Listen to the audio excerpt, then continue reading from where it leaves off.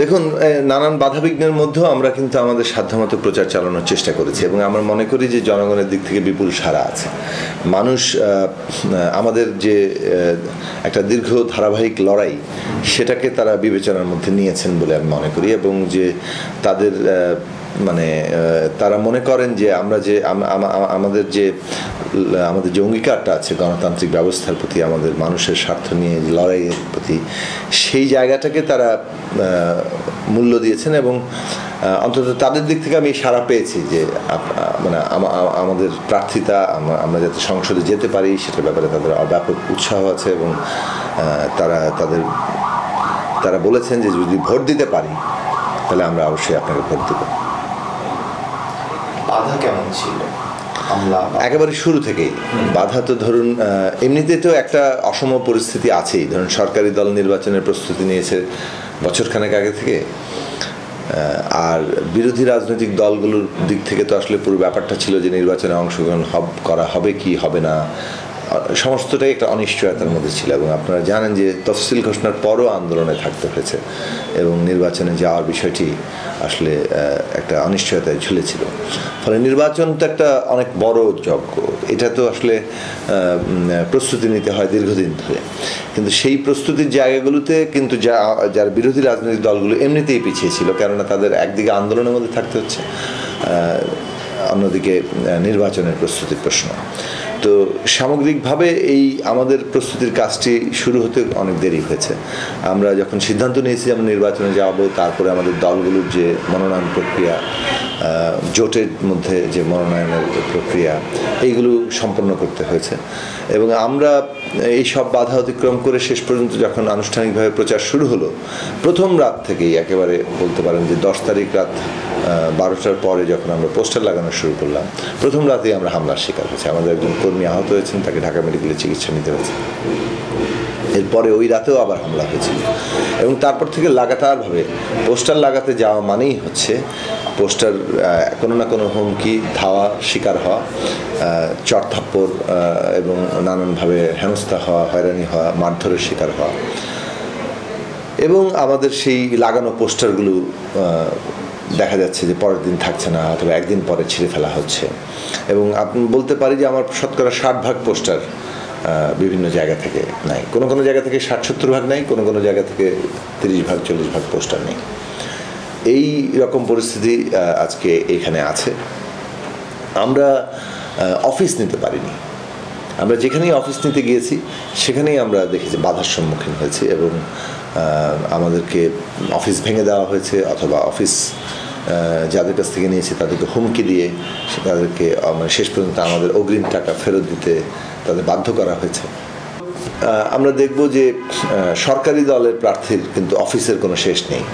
নির্বাচন আচরণবিধিতে আছে ওয়ার্ড প্রতি একটি অফিস থাকবে, কিন্তু আসলে আমরা দেখলাম যে অফিস গুণে শেষ করা যাবে না, কারণ গলির এক মাথায় একটা অফিস তো আরেক মাথায় আরেকটা অফিস। তো এইভাবে যে তারা নির্বাচনের যে অসম জায়গাটা তৈরি করে রেখেছেন এবং সেটা পরিপূর্ণভাবে তাদের এবং এইগুলোতে যে বিপুল অর্থ ব্যয় হচ্ছে তারও কিন্তু কোনো ন্যূনতম কোনো নজরদারি কিংবা কোনো এর মধ্যে কোনো জবাবদিহিতার জায়গা নেই। নির্বাচন কমিশন এইসব বিষয়ে একেবারেই কোনো ভূমিকা পালন করেনি। তো নিজেরা অগন্তি অফিস করবেন, অন্যদের একটি অফিসও নিতে দেবেন না, এই রকম একটা অসম পরিস্থিতি তৈরি করে গায়ের জোরে নির্বাচন করে কি গৌরব তারা অর্জন করছেন আমরা জানি না। তবে আমরা এইসব বাধার মধ্যেও আমরা কাজ করার চেষ্টা করেছি, আমরা মিছিল করেছি, মিছিলে হামলা হয়েছে। আমাদের 13 তারিখে আমরা যখন তেজগাঁর এখানে মিছিল করতে গিয়েছি সেখানে লাঠিসোঁটা নিয়ে আমাদের মিছিলে হামলা হয়েছে এবং সেটা আমরা প্রতিবাদ জানিয়েছি নির্বাচন কমিশনে।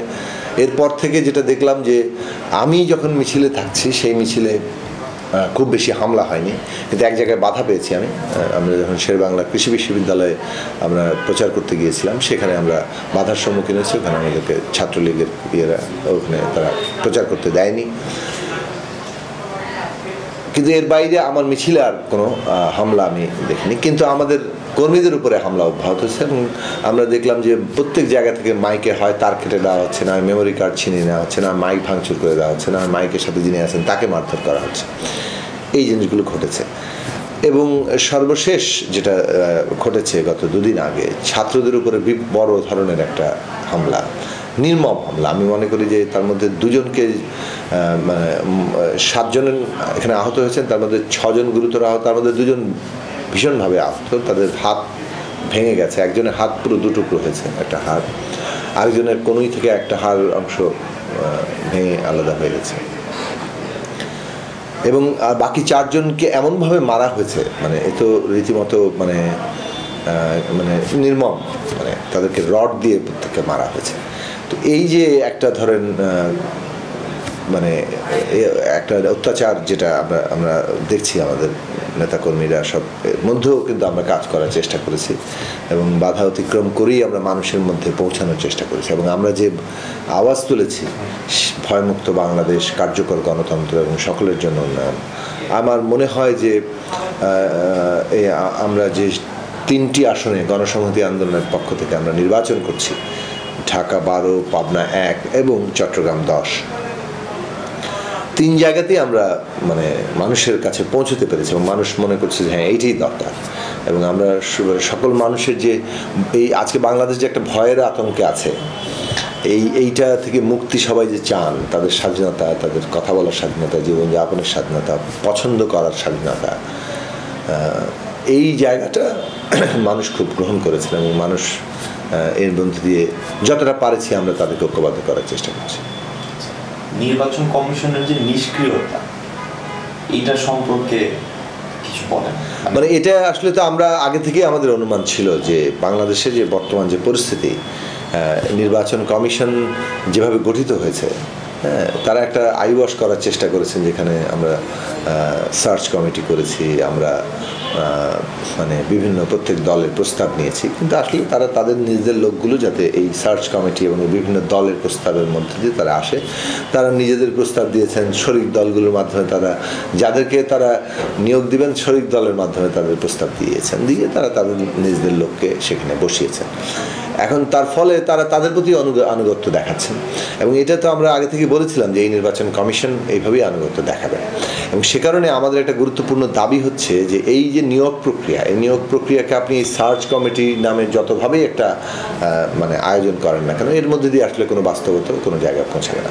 আমরা মনে করি একটা সাংবিধানিক কমিশন গঠন করা দরকার, সেই কমিশনে সরকারি দল, বিরোধী দল এবং বিচার বিভাগের প্রতিনিধিত্ব থাকবে এবং তারা ঠিক করবেন যে এটা কী হবে। রাষ্ট্রপতি সেটাকে একটা কী বলে সেটাকে অ্যাপ্রুভ করবেন, কিন্তু রাষ্ট্রপতির কাছে অ্যাপ্রুভালের আগে আসলে মূল কনসেনসাস, ঐক্যমত্যটা আসলে কমিশনে তৈরি হওয়া দরকার।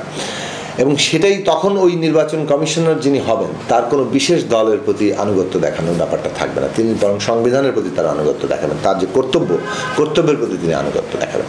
এবং এটাই তো আমাদের কাম্য, যে তারা তাদের কর্তব্যটা করবেন, সকলের জন্য সমান সুযোগের ব্যবস্থা করবেন, মানুষ যাকে পছন্দ করবে তাকে ভোট দিবে। এইটুক সামান্য, এইটাই গণতন্ত্রের প্রাথমিক জায়গা, কিন্তু এইটুক জায়গায় যেহেতু ক্ষমতার পরিবর্তন ঘটিয়ে ফেলে, সে কারণেই তো এটা করতে তারা দিতে হতে চান না। তার মানে গণতন্ত্রকে তারা আসলে গণতন্ত্রের একটা লেবাস রাখতে চান, গণতন্ত্রের নামে একটা নাটক মঞ্চস্থ করতে চান, কিন্তু বাস্তবত গণতান্ত্রিক অধিকারটা দিতে চান না। এইটা বর্তমান সরকারের ক্ষেত্রে দাঁড়িয়েছে, যদিও আমরা অতীতেও এই একই ধরনের তৎপরতা দেখেছি।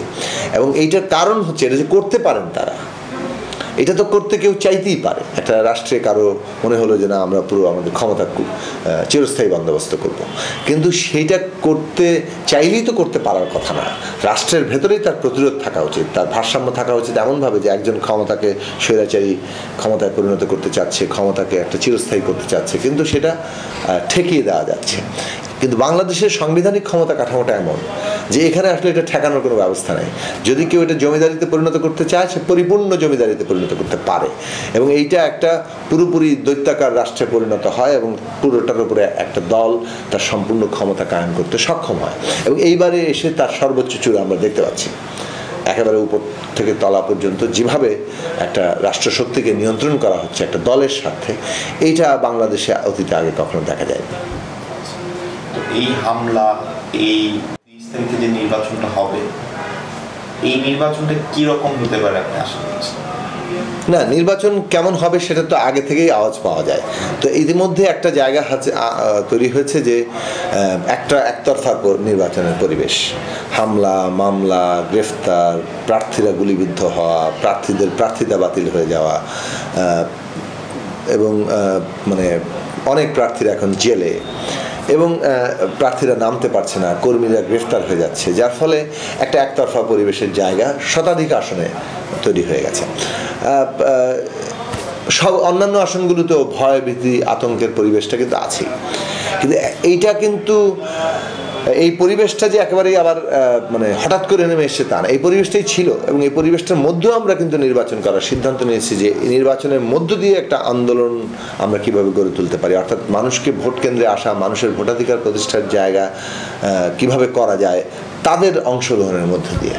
ফলে সেক্ষেত্রে পরিস্থিতি প্রতিকূল, পরিস্থিতি ভীষণ রকম মানে একটা একটা একটা একক দলীয় নিয়ন্ত্রণের মধ্যে আছে, কিন্তু এর মধ্যে আমরা মনে করি যে শেষ পর্যন্ত কিন্তু মানে চাবিকাঠি কিংবা জাদুর কাঠিটা জনগণের হাতে। তারা যদি তাদের ভোটাধিকার প্রতিষ্ঠার জন্য নামেন, সেক্ষেত্রে দখলদারদের সমস্ত নীল নকশা আমরা মনে করি তাদের সেটা বদলে যাবে এবং তাদের সমস্ত সমীকরণ বদলে যাবে। সেক্ষেত্রে আমরা জনগণের কাছে আহ্বান জানাই, আপনার ভোট আপনার নাগরিক অধিকার, আপনার ভোট আপনার সম্মান এবং মর্যাদারও প্রতীক। ফলে আপনার সম্মান এবং মর্যাদা যাতে কেউ কেড়ে নিতে না পারে তার জন্য আপনারা সক্রিয় হন, ভোট কেন্দ্রে আসুন, নিজের ভোট দিন। আপনার যাকে যোগ্য মনে হবে, পছন্দ হবে তাকেই ভোট দিন, কিন্তু আপনার নিজের ভোটটা আপনি নিজে দিন, সেটা খুবই জরুরি। সেই জায়গাটা যদি তৈরি না হয় তাহলে কিন্তু আমরা এই গণতান্ত্রিক ব্যবস্থাটাকে আর ধরে রাখতে পারবো না। এটা এমন একটা একক মানে একটা প্রবল স্বৈরাচারী ব্যবস্থা পরিণত হবে, ফ্যাসিবাদী ব্যবস্থায় পরিণত হবে, যেটার মধ্যে দিয়ে আসলে নাগরিকদের আর কোনো অধিকার কার্যকর থাকবে না। এমনকি রাষ্ট্র ক্ষমতায় যিনি আছেন তিনি চাইলেও এটা থাকবেন না। মানে এটা এমন একটা প্রক্রিয়া, যে প্রক্রিয়া আসলে মানুষের অধিকার হরণের মধ্যে দিয়েই সে টিকে থাকে। ফলে এই মানুষকে তারা প্রান্তিকে ঠেলে দিয়ে তারা নিজেরা তাদের সমস্ত ক্ষমতার বাহাদুরির দাপট সেটাকেই তারা ক্রমাগত প্রতিষ্ঠা করতে চাইবেন এবং এর মধ্যে আমরা আরও বিপজ্জনক পরিস্থিতির মুখোমুখি হব। ফলে আমরা মনে করি যে জনগণই নিয়ন্তা, জনগণকে আমরা আহ্বান জানাই, আসুন ভোট কেন্দ্রে আসুন, নিজের ভোটটা নিজে দিন এবং একটা নতুন ইতিহাস আমরা রচনা করি। এই যে গণসংহতি আন্দোলনের ফেসবুক পেজ, তারপর আপনার একান্ত ফেসবুক অ্যাকাউন্ট এই যে হ্যাক হয়ে গেল, তারপর অনেক অ্যাকাউন্ট থেকে নানা রকম পোস্ট, অনেক সেন্সিটিভ পোস্ট মানুষ দেখছে, এইটা সম্পর্কে কিছু বলেন আপনি জনগণের উদ্দেশ্যে, যে এখান থেকে কিছু? দেখুন, আমার প্রথমে মানে 20 তারিখ দিবাগত রাতে অর্থাৎ 12টার পরে আমার ইমেইল হ্যাক করা হলো। তা আমার ইমেইল হ্যাক করে তারপরে তারা আমার ফেসবুক অ্যাকাউন্ট হ্যাক করলো। তারপর ফেসবুক অ্যাকাউন্ট থেকে তারা আমাদের গণসংহতি আন্দোলনের যে অফিসিয়াল পেজ আছে সেই পেজে, যেটা আমি একজন অ্যাডমিন ছিলাম, সেই পেজের কন্ট্রোল নিয়ে নিল এবং পেজের কন্ট্রোল নিয়ে তারা ওই পেজটা থেকে এখন সরকারের পক্ষে বিভিন্ন পোস্ট আপলোড করা শুরু করেছে। তাহলে এই প্রক্রিয়ায় তাদের কর্মকাণ্ডই বলে দিচ্ছে যে এটার সাথে কারা যুক্ত থাকতে পারে। আমরা জিডি করেছি, আমরা পুলিশের সাইবার ক্রাইম বিভাগে আমরা আমাদের অভিযোগ দিয়েছি। তারা বলছেন যে তারা এটা উদ্ধার করে দিতে আমাদের সাহায্য করবেন। তাদের সাথে আমাদের কথাবার্তা হচ্ছে, যোগাযোগ চলছে। আমরা দেখতে চাই যে পুলিশ বাহিনী এবং বাংলাদেশ আইন শৃঙ্খলা বাহিনী আমাদের এইটা উদ্ধার করে দেবেন, সেটা আশা আমরা রাখতে চাই, সে আস্থা রাখতে চাই। কিন্তু যেটা মনে রাখা দরকার যে এই যে সাইবার ক্রাইমটা তারা সক্ষম হচ্ছে, এই সক্ষম হওয়ার ক্ষেত্রে আমরা যেটা দেখছি যে সরকার বলছে যে এই অন্যরা গুজব ছড়ায়, তারা এই ধরনের হ্যাকিং করে, তারা বিভিন্ন ধরনের দুষ্কৃতিকারী হিসেবে সাইবার জগতে কাজ করে, তার জন্য ডিজিটাল নিরাপত্তা আইন তারা করেছে। কিন্তু আমরা দেখলাম যে সম্প্রতি ফেসবুক বেশ কয়েকটি অ্যাকাউন্ট সাইট তারা বন্ধ করে দিয়েছেন এই কারণে যে এরা বিদ্বেষ ছড়াচ্ছে, এরা উদ্দেশ্যমূলকভাবে এই ফেসবুক প্ল্যাটফর্মটাকে ব্যবহার করছে বিদ্বেষ ছড়ানোর কাজে এবং এর সাথে সরকার এবং রাষ্ট্র সংশ্লিষ্ট ব্যক্তিরা যুক্ত। এখন যখন এইটা ফেসবুক নিজে বন্ধ করে দেয়, তার মানে হচ্ছে যে তার আগ পর্যন্ত এগুলো কাজ করছিল এবং তার আগ পর্যন্ত এগুলো কাজ করা সত্ত্বেও ডিজিটাল নিরাপত্তা আইন তাদের ক্ষেত্রে প্রয়োগ হচ্ছিল না। তার মানে নিরাপত্তা আইনের প্রয়োগ যে এখানে খুবই পক্ষপাতদুষ্ট এবং ক্ষেত্র বিশেষে, অর্থাৎ এক পক্ষের জন্য এই আইন কোনো কার্যকর হবে না, অন্য পক্ষের জন্য এটা আইন কার্যকর হবে, সেটা খুবই স্পষ্ট ব্যাপার। আমরা মনে করি এই ধরনের আশঙ্কা থেকেই কিন্তু আমরা ডিজিটাল নিরাপত্তা আইনের বিরোধিতা করেছিলাম, যে এটা সব বিরোধী রাজনৈতিক মতকে ডিসেন্ট ভয়েসকে এটা নিয়ন্ত্রণ করার একটা হাতিয়ার হয়ে উঠবে সরকারের হাতে এবং আইন শৃঙ্খলা বাহিনীর হাতে, কারণ তাদের হাতে ক্ষমতাটা দেওয়া হচ্ছে, কাজেই তারা এটাকে এটার অপব্যবহারের ভীষণ সুযোগ বেড়ে যাচ্ছে। সেই জায়গাগুলো কিন্তু হচ্ছে এবং আমরা মনে করি যে এ কারণেই এই ধরনের অগণতান্ত্রিক আইনে আমরা বিরুদ্ধে করি, কারণ আইন যদি গণতান্ত্রিক না হয় আইনের শাসনও কিন্তু মানে আর কোনো ফল দিবে না, বরং আইনের শাসনও অগণতান্ত্রিক শাসনে পরিণত হবে যদি আইন অগণতান্ত্রিক হয়। তো সেই দিক থেকে আইন গণতান্ত্রিক করার ব্যাপার আছে, দুই হচ্ছে সেই আইনের প্রয়োগ যথাযথভাবে হওয়ার ব্যাপার আছে, সেটা করারই আমরা লড়াই করছি এবং সেই লড়াইটা বাংলাদেশে আজকে জনগণকে সম্পৃক্তভাবে করতে হবে। কেননা বর্তমান সরকার তাদের নিজেদের রাজনৈতিক স্বার্থে, সংকীর্ণ গোষ্ঠীগত রাজনৈতিক স্বার্থে তারা জনমানুষের অধিকারকে সংকুচিত করছেন, যদিও তারা এটাকে বারবার বলার চেষ্টা করছেন তারা মুক্তিযুদ্ধের পক্ষশক্তি, তারা যুদ্ধাপরাধীদের বিচার করেছেন, তারা মানে উন্নয়ন করছেন, কাজেই তাদেরই ভোট পাওয়ার অধিকার আছে। এগুলো সব আমরা যদি তাদের দাবি মেনেও নিই যে তারা মুক্তিযুদ্ধের পক্ষের শক্তি, আমরা জানি যে যুদ্ধাপরাধীদের বিচার তারা করেছেন, আমরা যদি ধরে নেই যে তাদের দাবি অনুযায়ী তারা দেশে উন্নয়ন করছে, তাহলে তো তাদের জনগণই তাদের ভোট দেওয়ার কথা। জনগণের ভোটের অধিকারটাকে তো তাদের সংকুচিত করা কিংবা সেটাকে বাধাগ্রস্ত করার কোনো প্রয়োজন নেই। সে কারণে আমরা আহ্বান জানাবো যে গৌরবটা ওই জায়গায় তৈরি হবে আপনাদের, যে যুদ্ধাপরাধীদের বিচার করার কাজটা গৌরব আপনাদের দলের ইতিহাসে একটা গৌরবজনক ইতিহাস হিসেবে যদি থাকতে চান তাহলে আপনাদেরকে জনগণের ভোটের অধিকার দিতে হবে।